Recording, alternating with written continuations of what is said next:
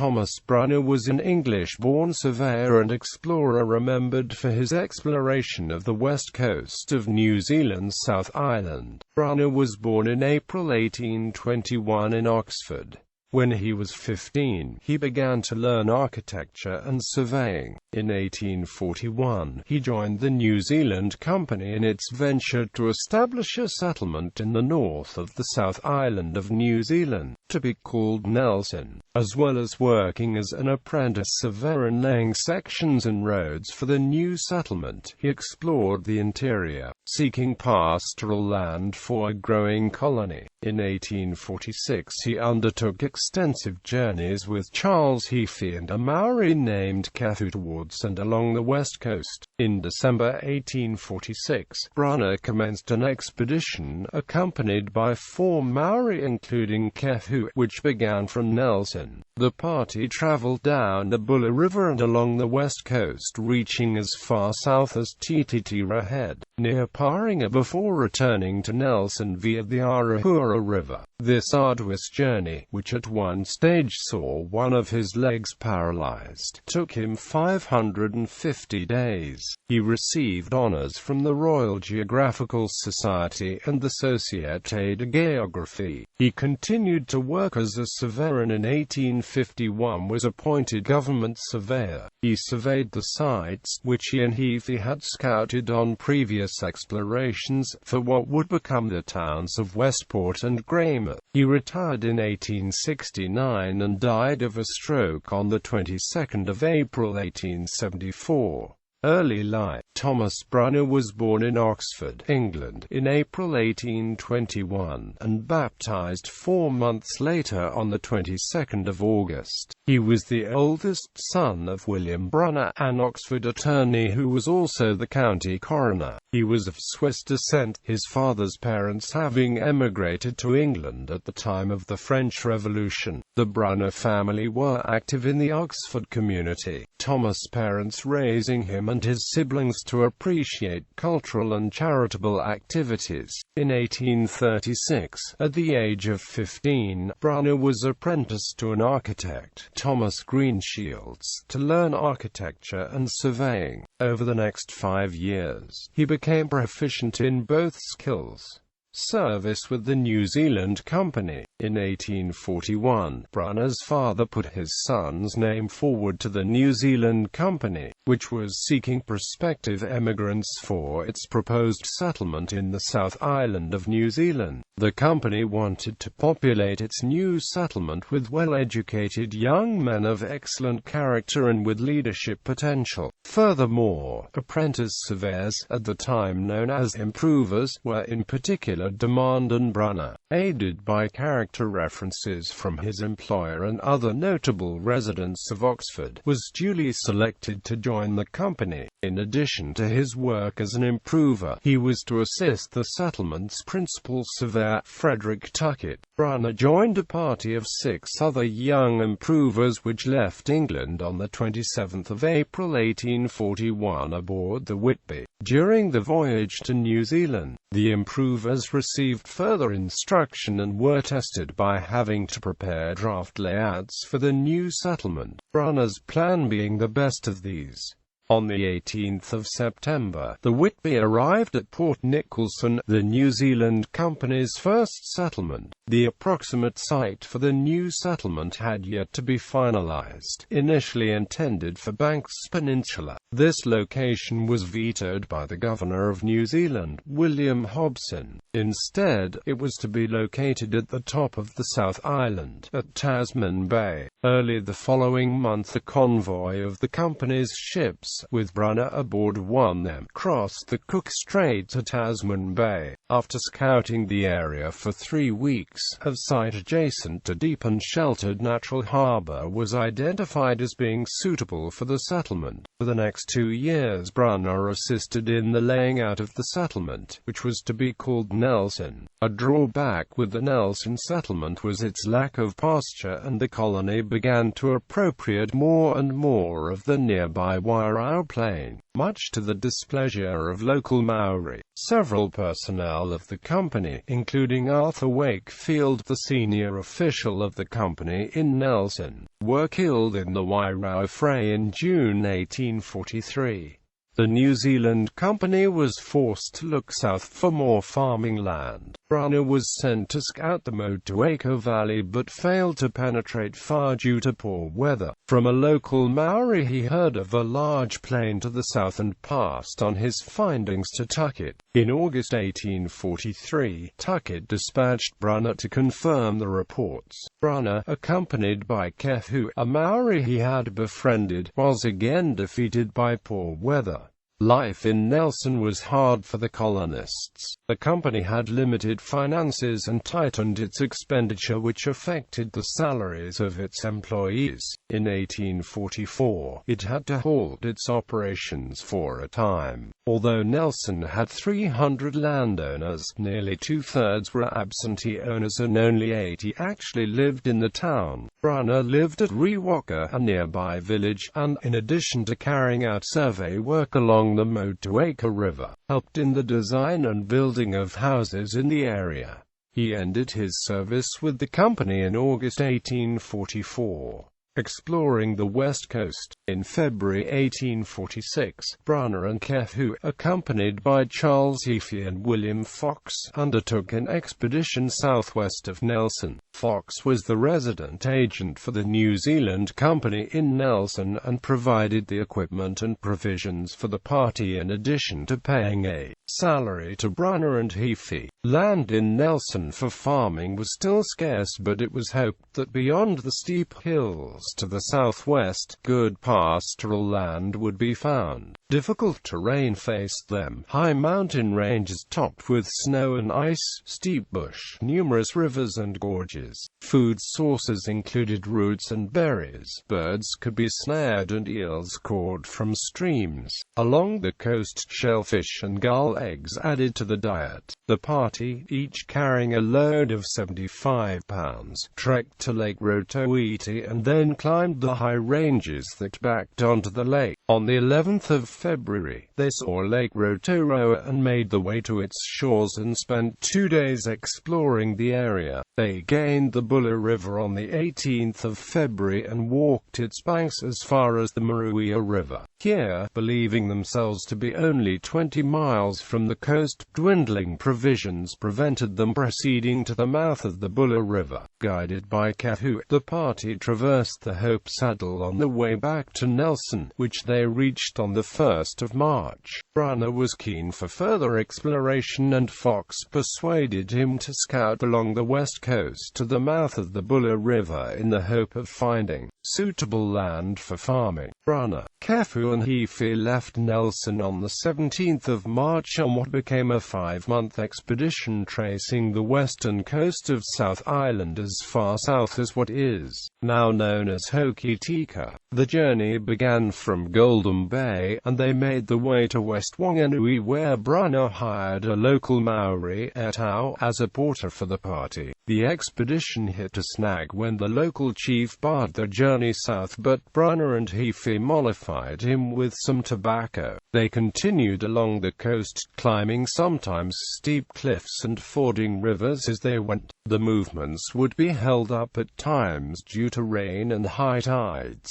At night, they would shelter in small caves augmented with a screen of nikau palm leaves. They crossed the Karame River on the 20th of April and reached the Buller River 10 days later. This had to be crossed using an old canoe that was repaired by Kefu and Etau. After safely getting across, they stayed at the local pa. In early May, they sighted the Southern Alps. At the Arahura River, the southernmost point of the expedition, they were hosted by the local Gaitahu tribe at Taramakaupā. Poor weather plagued the return trip back along the coast, but they reached Nelson on the 18th of August.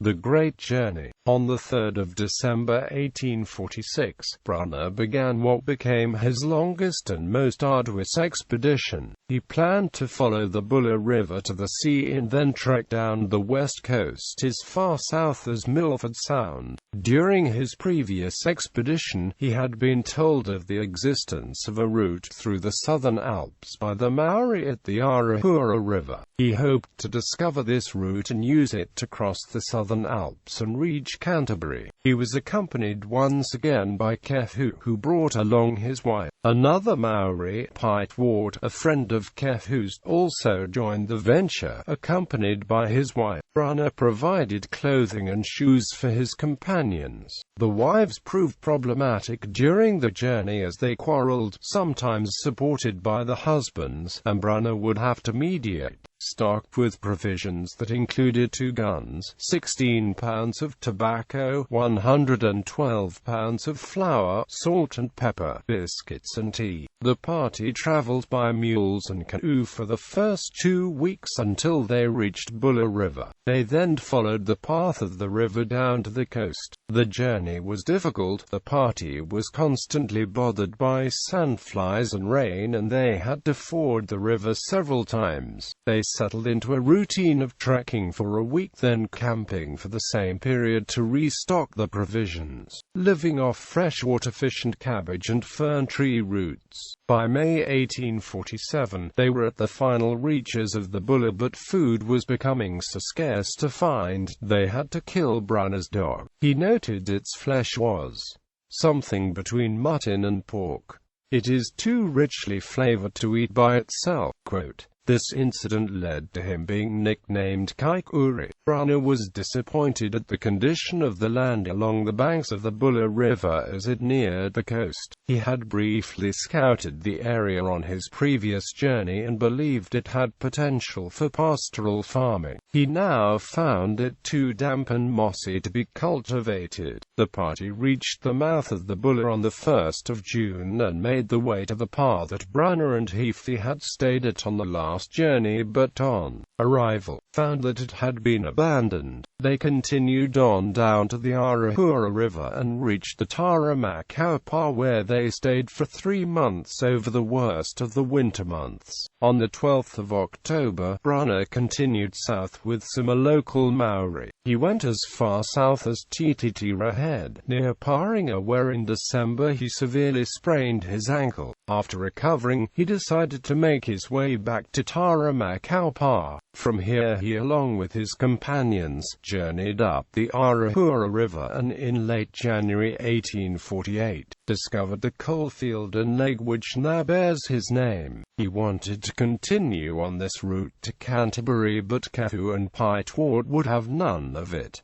The party began to make their way back to Nelson. They traveled north via a tributary of the Arahura River which eventually met the Buller River, which they reached in March. In April, while making his way up the Buller Gorge, Brunner suffered paralysis of his leg. The party had to lay up for a week for Brunner to recover some use of his body. With the aid of Kefu, he was able to reach Nelson in June 1848, thus ending after 550 days what he described as his great journey. In Nelson, many people had thought Brunner dead, and he readily recognized that he would not have survived his endeavors without the aid of Kefu, writing, quote, I found my native Kefu of much use, invaluable indeed, but the other 3 rather an encumbrance. I could have made better progress without them, but to Kefu I owe my life. He is a faithful and attached servant. As well as further information about the West Coast, Brunner informed the colony that coal was to be found in the Grey River Valley. However, he also considered mistakenly that there is nothing on the West Coast not worth incurring the expense of exploring. Reports of Brunner's endeavours on the west coast soon spread to Wellington and England. He wrote an account of his journey which was first published by Charles Eliot, the editor of the local newspaper The Nelson Examiner, and later, in 1850, in the Journal of the Royal Geographical Society. The Royal Geographical Society also awarded him the Patrons Medal and appointed him a Fellow of the Society. His exploits were also recognized in France, the Société de Géographie awarding him a diploma in 1852.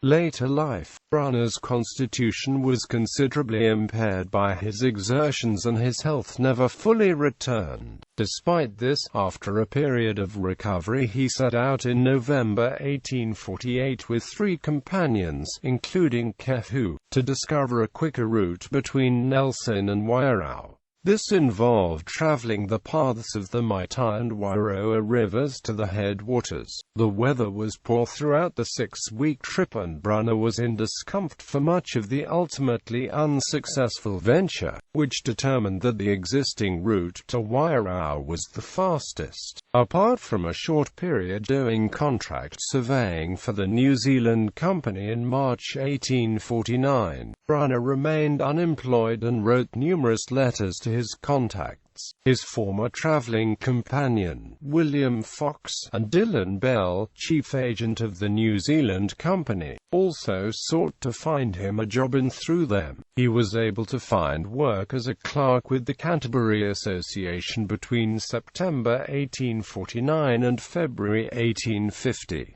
He returned to Nelson in May 1850 and secured full-time employment as a surveyor with the New Zealand Company, but with the proviso that he would be able to take on private work which did not interfere with his duties. To supplement his income, Brunner began to take on architectural commissions. In 1851, the New Zealand Company was still struggling financially and eventually transferred its land to the New Zealand government. Brunner's employment with the company ceased and he, after writing a letter soliciting for surveying work, was appointed the government surveyor with an annual salary of 100 liras. This was still a low salary for a professional, and Brunner was allowed to continue with his architectural commissions, working from an office he had purchased in Nelson. He was kept busy for the next several years. In addition to carrying out and supervising survey work in the area, he took on responsibility for some public works. He drew up plans for roading, bridges and botanical gardens. On the 11th of October 1855, Brunner married Jane Robson, the 26-year-old daughter of a labourer who had brought his family to New Zealand the previous year. It was a respectable match for Jane as Brunner was considered a particularly eligible bachelor in Nelson, one of around 45 professionals working in the town of about 1,600 people. His salary had increased to 300 liras and he was now chief surveyor for the Nelson province, the local returning officer and the commissioner of native reserves for Nelson. He also owned 3 properties, including his Nelson office. Brunner returned to the mouth of the Buller River in March 1861, but this time aboard a ship, working in much greater comfort than on his last visit to the area in 1848. With other members of his staff he surveyed and laid out sections for what would become the town of Westport. Later that month he did the same for Greymouth. The work was soon completed and the party returned to Nelson in April 1861. Brunner designed St. Michael's Church in Waimea West in 1866, which was probably New Zealand's first memorial church. It commemorates Captain Francis H. Blundell, an early settler who died in 1865 and is buried here. The previous church on the site from 1843 was the first church in the Nelson Province. On 5 April 1984, St. Michael's was registered with the New Zealand Historic Places Trust as a Category I structure with registration number 248. Retirement and death. Brunner retired in 1869 at the relatively young age of 46. He remained employed by the Nelson Provincial Council as a consultant surveyor and was also head of the Nelson Survey Department. His administration skills were not up to the latter role, and many of the surveys produced under his supervision were of poor quality. He also continued to seek private work and contributed to a report on the suitability of the Buller region for settlement, and this was published in early 1873. On his retirement in 1869 he had retained his offices of sheriff, returning officer and registration officer, but was relieved of these in 1872 in cost-cutting measures by the Nelson Provincial Council. This did not meet with the approval of locals. In late 1873, Brunner suffered a paralysis of his left side which prevented him from working. By mid-April 1874, he had sufficiently recovered to begin soliciting the provincial government for suitable employment. However, on the morning of the 22nd of April he suffered a stroke and died few hours later. His funeral service was held at Nelson Cathedral and was attended by several hundred people. A large Maori contingent, including his longtime friend Kehu, was also present. Brunner was buried at Wakipuika Cemetery. He was survived by his wife, who moved to England soon after his death. She lived with her brother until her death in 1895. The couple had no children. Several geographic features are named for him. Brunner, originally called Brunnerton, is a small settlement on the Grey River inland from Greymouth where he first found coal. It is the site of the former Brunner mine, best known for New Zealand's worst mine disaster in 1896. Lake Brunner is located some 25 kilometers by road from here, upstream along the Arnold River. Brunner went there after his coal discovery. Another feature named for him is the Brunner Range, which is located east of the valley through which the Inangahua River flows. A plaque to his memory lies in the Nelson Cathedral.